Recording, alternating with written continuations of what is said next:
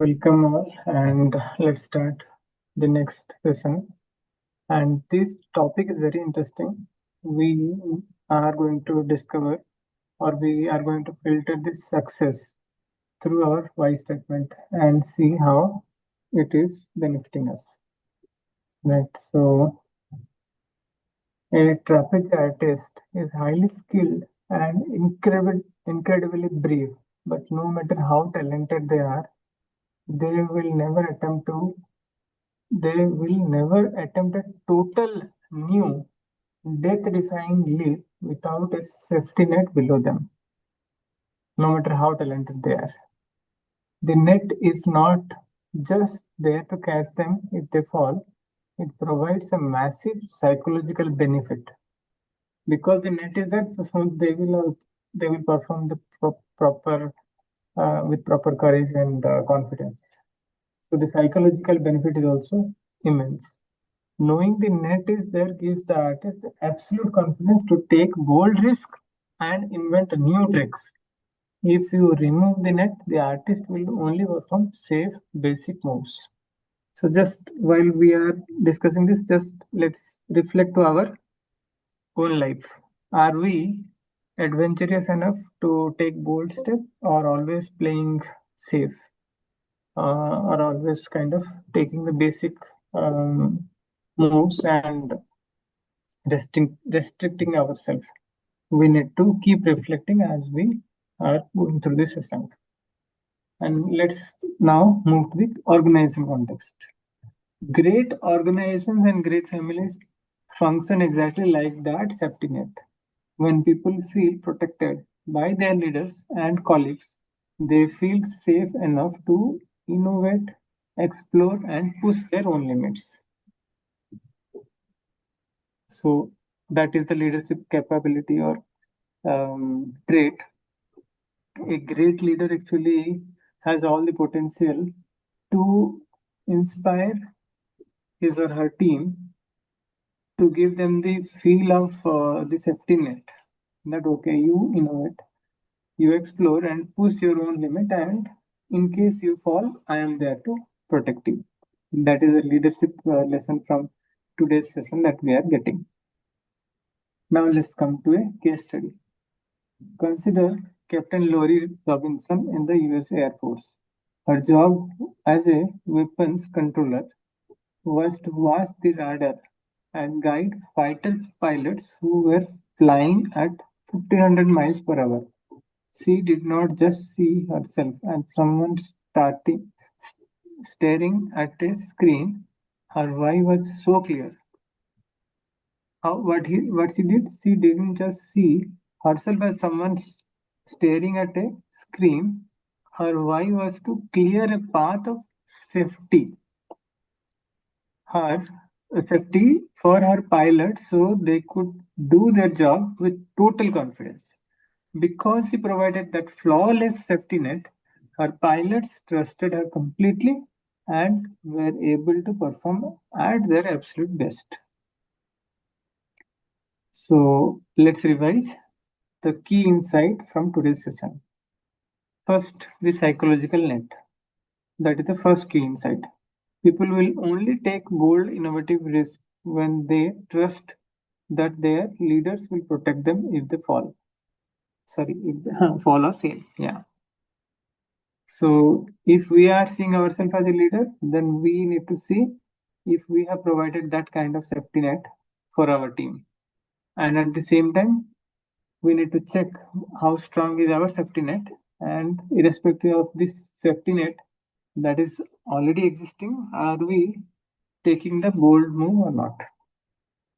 Second key insight from today's session is serving those who serve. That is, true leadership is not about flexing authority, it is about clearing a path of safety for the people below you. True leadership is not about flexing authority, it is about clearing a path of safety for the people below you. So this is also very important leadership lesson, and I would say that a leader is a true leader who has a serving mentality, who is just thinking that I am having the full authority and I I'm here to just give command, is definitely not a very good or right leader. People will not trust. People will not feel safe working with that leader. So it is about clearing a path of safety for the people below you, clearing any obstacle that comes on their way so that they can play optimum at their optimum level. I when I say play, it is work as a play. Yeah. Then the third key insight from today's interpretation is today's discussion is the danger of no net. In environments without trust, people will only do the bare minimum to survive, completely killing their innovation. So the innovative ideas, they hardly bring up to the stage if they don't feel secure enough to try it out.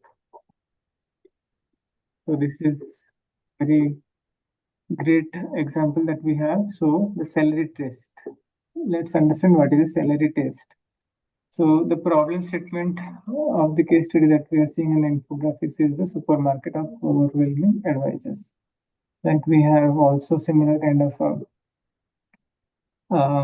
topic that we discussed in couple of days ago, right? The celery test, wherein actually there are a lot of different type of overwhelming choices are there.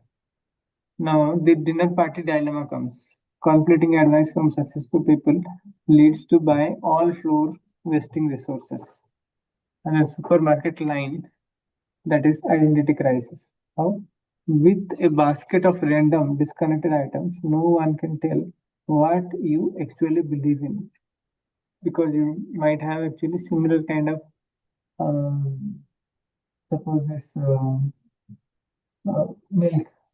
milk also are available in multiple brands, and if someone is very much confused, he is putting all kind of milks. That's a sign of confusion. The identity crisis actually indirectly it indicates. Then comes the best practice trap. Strategies that work for others may not fit your specific personality or core values. So the best practice, it is also a trap if we are not able to properly channelize or properly place the place to our personal context. Not every best practices or best advisor may be fitting to our personal context. We need to mix and match, or we need to look for the next best if it is not fitting. So how the celery test is helping us to filter the action? Let's again look at the core. It is the why statement again. The purpose, the cause or belief, that is the starting point. So that is the core. Starting point, inside out approach we are always having, or we're discussing inside out approach. So we started with why. Then comes the how, the action, guiding principle and values used to bring the cause to life. That is the celery here. It indicates, or it metamorphically symbolized as a celery here. Okay, and the core is rice milk here. Metamorphically, actually, it is indicated, and then comes the what statement. The result, tangible proof, product, service, or daily choices. The outcome after doing the cooking, whatever it comes. Something actually it has been demonstrated here. It can be anything. To start with why, define your beliefs. Example, I believe in living a healthy lifestyle. If it is a healthy lifestyle that we believe, then automatically the choices, the ingredients that goes to the core will be healthy. If we do not believe in, if we do not have that why statement very clearly defined, then we will be picking always the wrong choices. Maybe we will be picking some junk food, maida as a core and prepare something out of it, some dishes out of it. So before we enter the marketplace for advice, we need to keep our why statement very clear. And it is not only applicable for the health perspective, it is also applicable everywhere. So what is that we are picking should be guided by the core why statement that we have. Then comes the efficiency through alignment. Filtering decisions through our why statement saves our money, time, and ensures actual value from every decision. That is the efficiency through alignment. So decision making is often a very difficult and challenging task, and many people actually overthink in that particular point. But here, actually, author is bringing a very great way of decision making, that is aligning with the why statement. So, if we are aligned with the why statement, then choices are limited and filtered, and we can reach to the right ingredient, which we should pick very easily. And that will save our money, time, energy in every process of decision making. So, if we have done that properly, then what is the result that we get? Visible beliefs and authenticity. Visible beliefs and authenticity is the result. How authenticity is balanced? Authenticity is achieved when everything you say and do, that is a word statement, is consistent with what you actually believe. That is called authenticity, and bring the balance, bring the real authentic self. What we believe, that way only we act. What you do is a tangible proof of what you believe. People do not buy what you do, they buy why you do it. And trust your vision when your choices prove what you stand for. Now comes the attracting your tripod. When your supermarket basket contains items aligned with your why. All the items are aligned with your core vision or the why statement.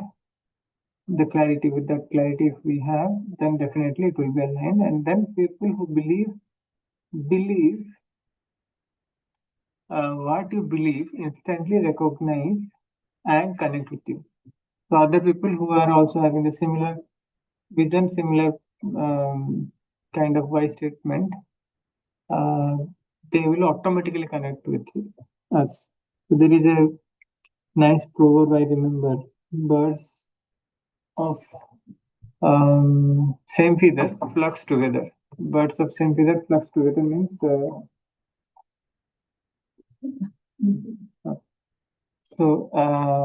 it means that we need to we can effortlessly connect with people of similar why if what we are doing is aligned with our why, because that is what actually is visible. And when people are seeing similar mindset, a person with similar mindset, automatically the connection gets established. So what is the action step for today is the personal audit. So we need to cross out our Oreos, the Oreo biscuit, which is definitely junk food. So let's look at our current calendar or budget and eliminate one task, one meeting, or some expense that doesn't pass the salary test.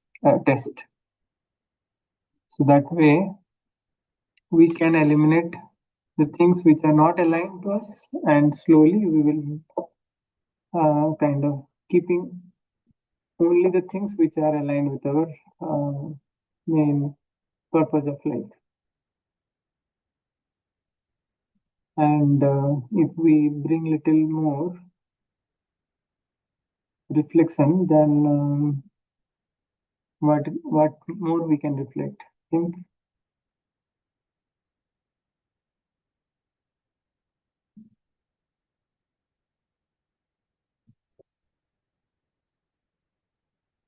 Anything else you can think as part of the reflection assessment, or this is good No, enough? we are good. We are good with the We are diagram. good. Actually, he explains everything. Yeah, yeah. Yeah. So we need to deeply check what are the decisions that we are taking which are not aligned with our why statement, and how that definitely those are tempting. That is why we have chosen those things also, even though they are not aligned with our why. Either our why is not very clear, or even if we have the why clear, then